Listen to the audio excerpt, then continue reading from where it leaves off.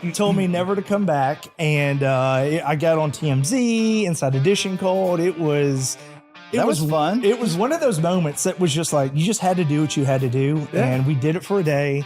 And it's just one of those stories. I'm like, tell us something that you don't know about yourself, And I'm like, I've been kicked out of a city. I've been banned from. Oh, you've been banned from a bar. I've been banned from a city.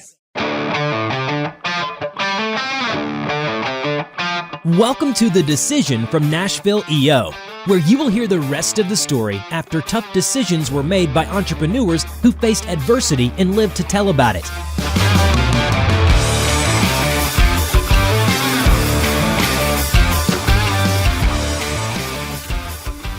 Welcome to The Decision, EO Nashville's podcast by and for entrepreneurs. We are talking, as always, about all the fun that we have starting, running, scaling, selling businesses, and all the fun that happens in between. With me, as always, Mr. Robert Hartline, my partner in crime. Thank you, Eric. Good to be with you. Good to be with you. It's always good to connect and finalize the week with a little conversation. I always feel good leaving here. Same. After some talking. Yeah, and it's nice and cool in here. It's not 95 degrees like it is outside. Yeah, it's a pretty sweet place to be. Yeah. With us today, Mr. Grant Rosenblatt with Honky Tonk Party Express. It's a mouthful. It's very long. It's very long. Yes. And fun, right? Yes. Very fun, very long. Didn't think about how long that name would be now that I'm saying it this many times, but very fun. Well, it hasn't inhibited you from doing good business though, right? It hasn't, but man, try to put that Honky Tonk Party Express on a business card. It gets real long. It's well, how do you answer the phone? You don't. Like when it used to be just Honky Tonk. That's what we shortened it down to. But you don't think about these things when you start your business. You're just like, it's a fun name. I do. I'm a branding and marketing guy. See, I probably should have talked to you about a decade ago. Yeah. That would have helped. Yeah. So how did you discover EO initially? So I had actually, I think common denominator here for everyone in EO, Joe Freeman. Oh, yeah.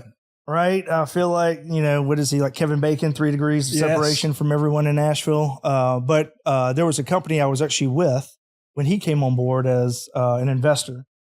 So I met Joe pretty early on, back in, I think, like the early 2010s, I believe.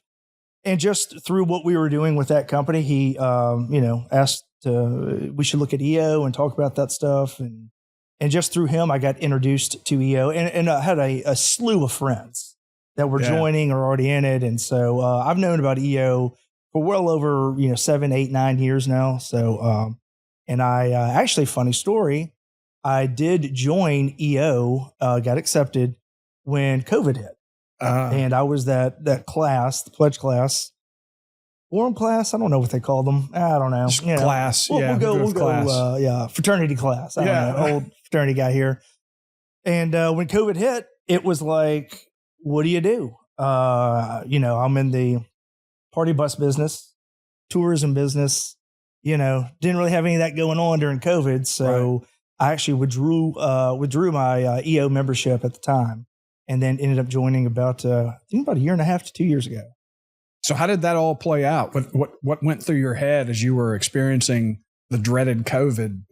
A lot of crying, a lot of self-pity. And just like everyone else, you turned on, I will never forget it. It was March 15th and we had kind of heard about COVID and, hearing like these, and we started seeing some places starting to shut down. And I remember calling my business partner and saying, I think they're going to shut Nashville down.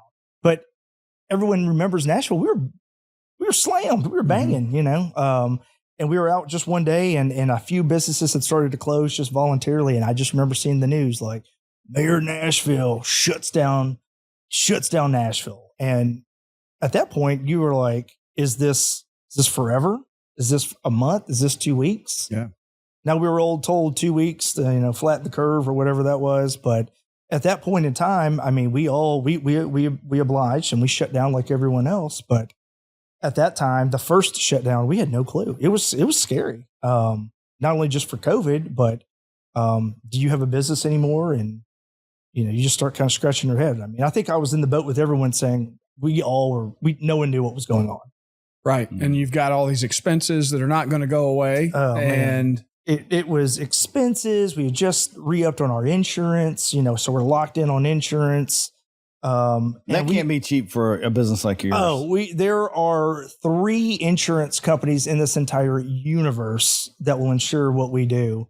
And you have to be on your P's and Q's because we do have the best one, but the other 2, very affordable too. I'm sure. So affordable. I could literally be living on 30A 3 times over right now with the amount of insurance I pay over the course of the last 10 years. But so when we had expenses, but we were having a banger year. Like that year, it was, sales were popping. And so it was kind of the year I'm always like, I wonder what that would have looked like in terms of like sales and revenue. And we had just gotten our mojo going and, So how long was that valley? And when did, what did you see that kind of gave you hope? So we were shut down from March, I think until June. And we had nothing. I mean, it was just, I will never forget literally seeing the revenues go here, stop March 15th, hit the bottom and go just flatline. So we, thankfully we had pre-booked some stuff. So we had some money that we had pulled back and saved. So we were able to kind of chew on that. And then we just started filling out every, like PPP form, EDIL form, calling our CPA. We were doing refunds, but we weren't doing refunds every single day, or big lump sums. We were doing just a little bit. So it let us kind of float out. We ended up refunding everyone who wanted a refund, but we didn't go from, this amount to 0. It was a slow and steady decline, but June, we got to open back up. I think, something happened. They opened Nashville for 3 or 4 weeks and then they closed it again. But when they opened, what gave me hope was we were still getting phone calls. April, May, June, these bachelorette parties, these sugar groups, they did not care. They were like, we're young. We don't care. Will you just let us ride? But they didn't understand that every city had their own ordinances and closing. So, I mean, you're thinking when New York closes, Chicago, all these big cities closing, and they're still coming to Nashville. They're like, we want to party. So I knew at that point around like May or June that like we would be okay if we could just get Nashville back open because there was a ton of pent up demand. And when these other big metropolitan cities closed, oh man, it was a boon like, for you, right? Nashville was like the spot. And remember, they were still able to fly in. Right. Airlines never shut down. So these people were getting on $150 flights, 2 hours, and they were rocking on Broadway. So I actually have a funny story on COVID. I feel bad. I'm looking at the camera. I feel bad, anyone who lived in Franklin, but we were going during the COVID era. You're just trying to make $1 out of a dime at this point.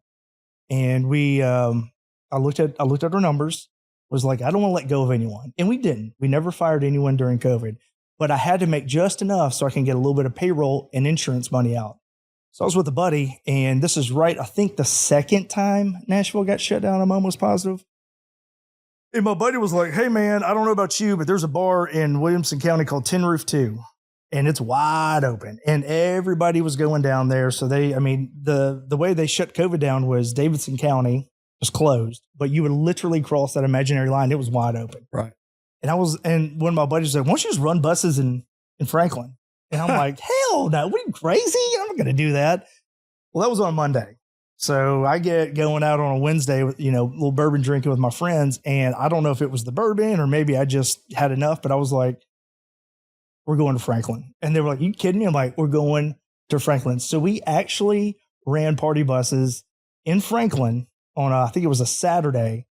And we just kind of went around the mall. I mean, there was literally like, we were just trying to make these tours that we had pre-booked just work because these people were still coming to Nashville. Ended up getting kicked out of Franklin. I was going to ask. The city of Franklin banned us. I figured so. Told me never to come back. And I got on TMZ, Inside Edition called. It was fun. It was one of those moments that was just like, you just had to do what you had to do. Yeah. And we did it for a day. And it's just one of those stories. I'm like, like tell us something that you don't know about yourself, And I'm like, I've been kicked out of a city. I've been banned from, you've been banned from a bar. I've been banned from a city. So, not for life though, right? Not for life. Yeah. it's just one of those like weird times, man. COVID. Then why party buses? Back to the beginning. I know you worked at a company before, but what about it drew you in the very beginning to even do this? Great. It's a great question. So the company I was doing with prior, we were doing golf carts in the downtown core. And, we were doing the point to point because you couldn't get taxis. There was no Ubers. There was no scooters. So we had this company where we would pick you up in a golf cart and we would, for tips, and we just drive you around. And it was very successful at the time. And doing this, there was this lot that was right next to downtown where we stored all these golf carts. And I know exactly where you're talking about. Exactly. And so, a few buddies of mine, the pedal bikes had already been here. I had a buddy who just started his party bike, so they were kind of using our lot. And what I noticed was these girls, and they were mainly bachelorettes. They would come to our lot. This was their meeting point. They would use our restrooms, and they would be so excited, like, yeah, let's go. And they get all pumped up. And then I would see them get on these bicycles, pedal bikes. And I would just kind of see the energy kind of drop a little bit. Right. And I was like, man, like, what would I do? Like, what's something that I would bring my friends on and want to just really, if I had them for a weekend, like, what would I do? So that was the genesis. So you could just drink and not pedal? Not pedal. I didn't want to do it, but that's what got me started. But what really set me off, what really made the idea stick with me, was back in like 2000, if anyone's from Nashville, there was a company called Fads. Yep. They're gone now. Yes. And all you did on your birthdays, you would get a party bus and you would rent it. And that's just what you did. There was nothing else. So we'd rent these buses from Fads. And I probably did 50 of them in the course. I've been here since 2005. And I just remember getting in these party buses and they were dirty. They were like crusty. The cooler, you had to dip your hand like this, like cold cooler and pull your drink out. And then there was like a dude at the front who had a big CRT monitor and just, downloaded music from Napster and never had the song you wanted, Right. And I just remember being like, there has to be a better way. And that was the only thing at the time. And I remember going down Broadway in this party bus. And I remember everyone, I will never forget it.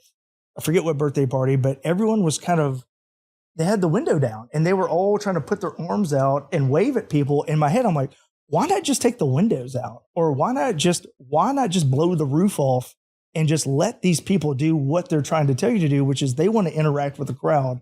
So that kind of aha moment was what kind of I parlayed into like, seeing these girls get on these party bikes to where I was like, I want to build something that is very much open air. You can interact with the crowd. I want it big. I want it loud. And I want it where there's a bartender on board because I'm sick of putting my hand in these like cold coolers. And that was really how we started the very first party bus. And that's just how it came to be. And so June after, back right on the same trajectory. I mean, was it nonstop the rest of 2020? And oh yeah, so 2020 was we don't talk about 2020. Okay. 2021, the crowds kind of came back, and we had some monster years. 2022, and probably our biggest year we'll ever have was 2023, and there were some months. Party bus, people hear party bus, they kind of shrug their shoulders, but if they would have seen our P&L, like, especially those June, Julys, they would have definitely thought different. But, every good idea, when it's good, it gets copycatted. And, I'd say 21, 22, we started to see a lot of our competition or new competition come in. And we were really the only thing out there that was like that open air, party bus. And I'd say by 2022, 2023, we probably had 10, 15 competitors. And so, dealing with that stuff. Obviously you're back in EO now. Back in EO. Back again. What tipped the scales for you? What made you make the decision to rejoin? And when was that? Yeah, I think it was 2022, I believe. I just got to the point, like everyone who's an entrepreneur who joins EO, you kind of get into the that silo chamber. Like there were some questions that I had, and I was finding that the folks I was talking to, they were fellow business owners, or at least somewhat in some capacity. And I would say every other one was like, man, have you looked at EO? And I'm like, I did. And then I kind of pulled it back, because of COVID. They're like, you should probably go because so-and-so's in it. And then, or people I took like, hey, call this guy. and it would be people who were already in, and they're like, yeah, I'm in EO. Are you not? And so just through that, I was like, I want to sign up again. I want to just see if I can do this again, or if I can even be accepted again. I don't know how it works at the time. So, but it was really just getting with like-minded people. It's pretty simple. I mean, on the surface level to me, but it's been great. Was joined all the little fun activities on the side. I just did some AI classes on online that EO Jumpstart, I believe, was hosting. So yeah, I've kind of just dived straight into it. What's a decision you've had to navigate in your business, whether in EO or not, that was a challenge that maybe kept you up at night? Or for the party buses? Yeah.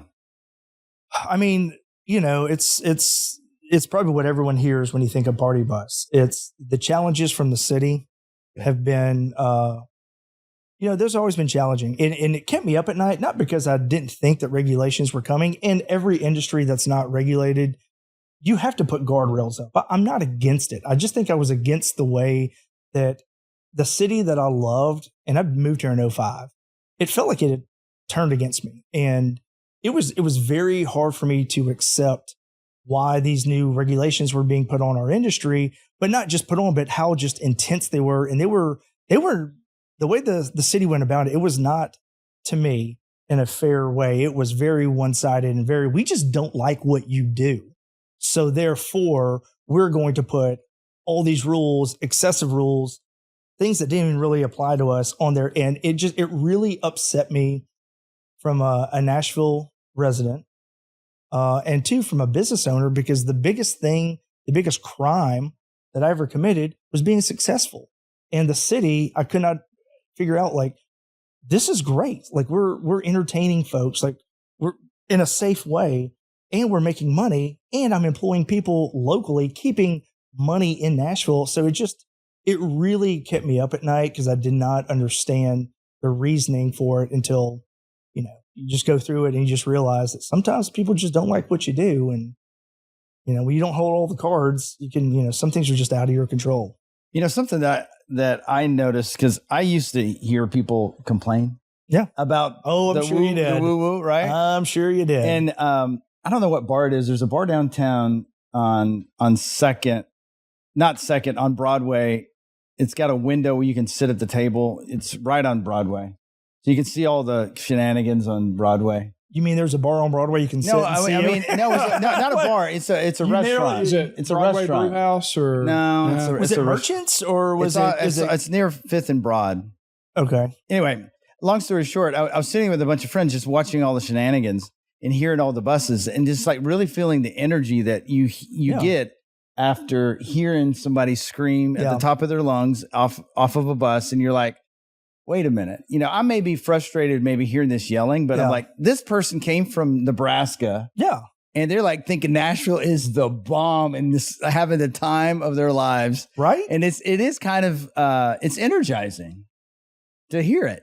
Yeah. And a lot of people, they would, and I'm going to stay on this subject for a little bit, because when I get the platform to speak, I am not going to hold back, but it is like, they would be like, oh, these party buses and bachelorettes and bachelor party. I'm like, well, where did you go for your bachelor party? Like, Florida, Destin, or Daytona Beach, depending on the age group. And I'm like, you think they wanted you there? I'm like, and what did you do? And they're like, well, it's not the same. I'm like, it's exactly the same. And all we're doing here is we're bringing people into Nashville who are spending money here, patronizing your businesses either directly or indirectly, and they're having a great time. So they're going to invite their friends, potentially move here. And I'm like, guess what? They're young. Like, they have the opportunity. There's no telling how many people have moved here because they just came for a weekend, thought it was a simple little party, and next thing you know, they're here to stay, and they loved it. And I'll say this: this is where we get into talks with like city council members or various commissions, and I always had to always explain my bus. It's like I could have sold drugs easier in this town than doing a party bus company, looking back on it. But, I always said, I'm like, why do people ride this party bus? I would just ask this to anyone. And I can ask y'all, why do y'all think these people ride these party buses? And the answers were always the same. I don't know. It's fun. I don't know. They get to drink on it. I'm like, no, that's not it. I was like, these people ride it because it's their 2-hour safe space. It's their 2 hours where they get to party with their friends on this bus. It's their drinks, their music. They're not in a crowd. They're not getting, groped on or danced on. And I was like, this is why these girls choose to ride our bus or these buses in town. It's because this is their 2-hour safe space. And like, I learned that back in 2017 because I talked to everyone who would come off the bus, and I will never forget that moment when it clicked, and it was like, that's the why. It's not the bus. It's not how cute, how fun. This is these girls' 2-hour safe space that they get to be themselves, just their friends. That's why they're doing it. And from that moment on, it was game on. Like I had my direction, I had my why, and like I never looked back. Is your target customer 90%? Yeah. Bachelorette parties? Funny you say that. It used to be, and now we're seeing a deviation now to, I'll call them weekend warriors. So these are your mom and pops, people coming in. Maybe I'm 40, the 40-year-olds who just, you got one more in them, and they'll ride the bus because they like it. They get to see downtown Nashville. They get to kind of go through the Broadway spectacle. They get to have their own drinks, and like it's 2 hours of just fun. And so, what's the next evolution of party buses in Nashville? I wish I could. This is for another podcast, but I can go into full detail on the next evolution. I've already got it written down, planned out, and it's crazy. Party buses aren't going anywhere in Nashville unless the city council and the mayor or whoever decide to do whatever. But yes, the party buses will be evolving, and I love seeing it because I would have never thought when I was like 10, 11, like, what do you want to do? And I never was like, let me do party buses. It just kind of happened, like I've always been someone who I used to do events in Nashville. So these big Christmas parties, we'd have like 2,000 people show up. It was amazing. And I always had like a 9-to-5 job, but I always loved connecting people. And I like seeing A and B connected and people having a good time. So the party bus was a natural fit for it. I didn't find it. It found me, that old cliche saying. But yeah, I've been at this for about a decade, and I can tell you, yes, they will be evolving again. I'm here for it. I'm excited. I just happen to be an expert in this field. Everyone's got their field of expertise. Mine just happens to be this. But yes, another podcast. I can definitely go in depth on what that. Do you ever think about expanding outside the city, or? It's a great question. We've actually looked at several cities on that. We actually almost pulled some contracts, some leases on some other expansion cities. It did not happen. And I'm kind of thankful for it because what I'm really seeing is instead of spreading myself thin, I think I just want to be a big fish in my small pond here in Nashville. And I think there's just so much opportunity in Nashville, not just for party buses, but like with our company, we have a adjacent bubble. So I do merch, a little merch shop that we got. We do a hat bar where they make trucker hats, cowboy hats. We have a bar, shuttle system, Airbnb. So I'm kind of looking at it now as like Nashville keeps growing. I would still like to stay here and just take advantage of it versus spreading myself thin. How are you as an entrepreneur when you first started versus now? How have you evolved? I will say, good question. I don't want to say I've always been an entrepreneur because I hate it when people say, I think I was a wantrepreneur there for a long time. I had these events that I would do. I'd make a little hustle coin here. I've always hustled. That's never been not a part of what I do. But what has changed is you go from just throwing wild ideas up on the wall. The party bus was definitely one of them, to where you kind of get more on the business side and you understand more of like what your clients are wanting, some trends. My biggest weakness is how to manage the whole damn thing. And so I feel like the evolution, at least for me, is going from the wantrepreneur stage to now the entrepreneur stage, which a lot more responsibility, a lot more risk, a lot more management. But it's definitely matured me from where I used to be, which is let's just try this idea and go with it. A lot of my staff will still say, I just throw ideas on the wall. I do because you have to, but you have to back them up with either execution, money, or at least kind of see this thing through, pass or fail. So how's your forum helped you evolve and yeah. create your business? Yeah, the forum that I was in, it was good. I had 2 people who were in like the hospitality side of business, and they really taught me just from hearing their experiences, how they were managing labor costs and how they were managing just the same issues, management issues, scheduling issues. And the other half of the forum who were more kind of the core, I'd say corporate, but more the 9 to 5, non-weekend. It was just on how that they are, putting together, finances, P&Ls better. So I just sit back and listen to a lot of those. Very little input, I would say. I'm just like, tell me what y'all know. But it was good. It was good. I've since left that forum. So, but it was good. While I was there, we had a great time. And I still talk to those guys. You're a free agent now? I'm a free agent. What would be the ideal forum for you? Business-minded, business forefront, talking about AI. I want to know about business issues that I can get right to the core of stuff. And not so much to the personal side. No, I'll be honest. I don't really talk about feelings a whole lot. I'm sure my girlfriend would agree. She's going to watch this and be like, yelp. But, yeah, I like just going in there being like, here's my problem today. It's not the personal always, we could talk about it, but it's like, I have this, this, and this. And that was kind of more of the direction I think I wanted our forum to go into. And that's the direction I think a few people in our forum agreed with too. But, and look, I'm never going to be like let's talk about feelings guy. I'm going to be like, what's going on with AI? Like, how do I get ahead of this before I'm left behind? Like that's what keeps me up at night. Like, let's go have a beer and bourbon and talk about feelings later. But right now, I don't want to get left behind with. So that's. So talk more about AI and what is it making an impact in your business? Right now, I would say AI we're on the precipice. I can't say the word. Precipice. There it is. Thank you for making a lot of automated changes. I have spent the last 6 months just watching, playing around, talking to folks, seeing what other mistakes that people are doing. I'm still afraid to jump all in on AI because some of these things are super expensive. And I'm like, why are you going to sign up for something that's $300 a month? You don't know how to use it. So I'm trying to teach myself some of the basics. But yes, I feel like everyone else in this country who has a business that AI is going to impact their business in some way, shape, or form, whether you're ready for it or not, either directly or indirectly. And in a service-based business, I can already see the benefits of AI where we had some very big missing pieces and blocks, or we deal with a lot of humans in our we're a human-based business.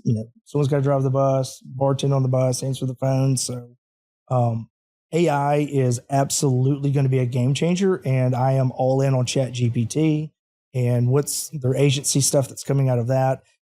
I mean, I could speak for another 3 days on this stuff. We have a new SAP biggest goals.ai.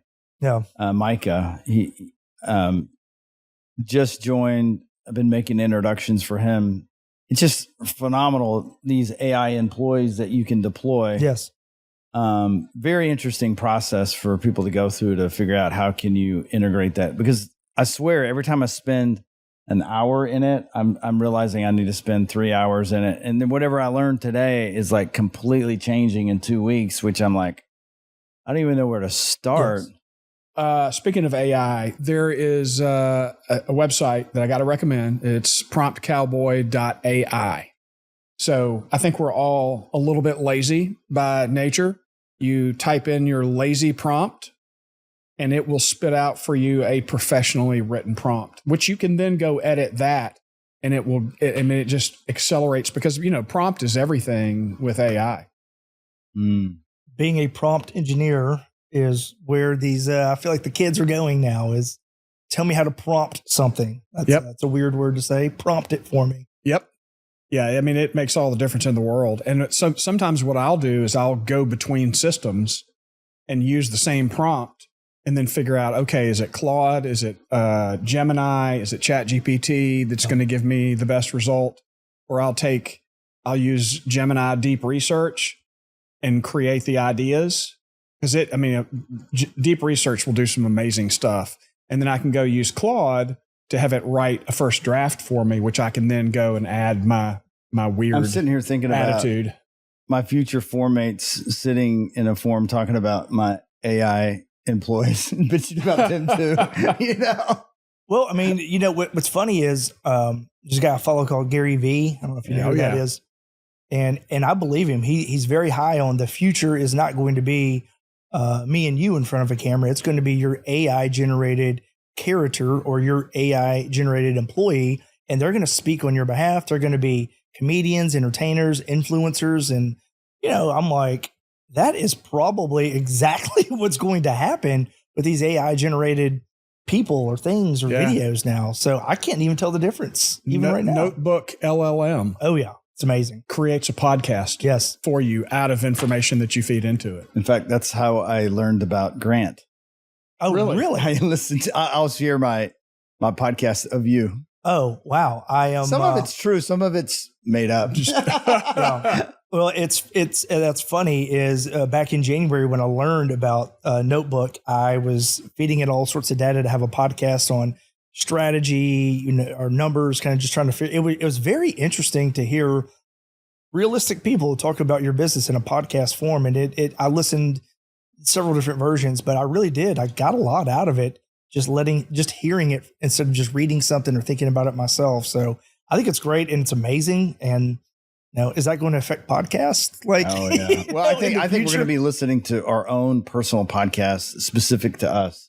I mean, for me to sit down and listen to a 3.5 hour Joe Rogan to get a little bit of snippet of value out of it. Yeah. I think in the future, it's literally going to be summarized for us so we can hear many podcasts in a very short period of time. It occurred to me the other day, I should have done some research on this gentleman that I met with Wednesday. Yeah. He's a billionaire. Okay. And I knew who he was, but I didn't really know that much about him. And I'm like, gosh, I could have really done some deep research on him. And I thought to myself, what if I did that on me? And I took data from all over the place, which, deep research can do, and see what the world would tell me about myself, what AI would say about me. Mm. That's kind of narcissistic, but nonetheless, it's a fun way to kind of dive into it. And we've had a lot of conversations in our forum about AI, and Marty Reed, who I think is, we've got an AI learning event coming up. Marty and Elaine Boyd and several others are going to be teaching us about AI. And so we spent some time in forum a few days ago on Monday, watching Marty begin the creation of an app for our forum. And, a couple of guys don't really have much experience in it. And they were asking, well, how do I get started? Well, you just have to try. It's kind of like riding a bike. Yeah. You gotta experiment with it and try things, and you'll learn things, and it'll take you down another route. But he gave us a list of here are all the different systems that we're using. And one of Prompt Cowboy actually came from Hunter Ingram, one of my forum mates. We always talk about during forum, what's the one thing that you've learned in the past month? And my Prompt Cowboy. And all of us are like, oh gosh, this is like magic. I like the name, by the way, Prompt Cowboy. I can get behind that. Yeah, that's what I can get behind. It's good branding. But, it's like, where's AI getting its information from? It's still websites, right? Like it also makes stuff up. It makes things up. Yeah. I have uploaded some of my blood test panels, and it literally made up numbers from a year I didn't have any panels on. And I called it out on it and said, oh, good catch. And I'm like, okay. That's why you got to really pay attention. And it's a little bit of a kiss up unless you tell it not to be. Big ass kiss up. You're very brilliant, Robert. That's a wonderful idea, Robert. That's what I'm saying. I need to put some prompts in to be like, if my name ever comes up, like say this, like handsome, like just give all the adjectives. Just talk me up to maybe get 100 people to write cool shit about their prompts about you. Well, I'm glad you mentioned that. Everybody that we're talking to, they've got some sort of marketing effort going on. And when AI mode came out on Google, if you haven't noticed it, you can do the regular search and then there's AI mode. Google wrote a piece about what that would do to SEO. And so, blogging has been a thing for a long time because you can kind of get good SEO from saying these things about your own business. Well, it's going to be less about keywords, packing keywords into which you can only get away with so much of doing that, but you can do more long form content.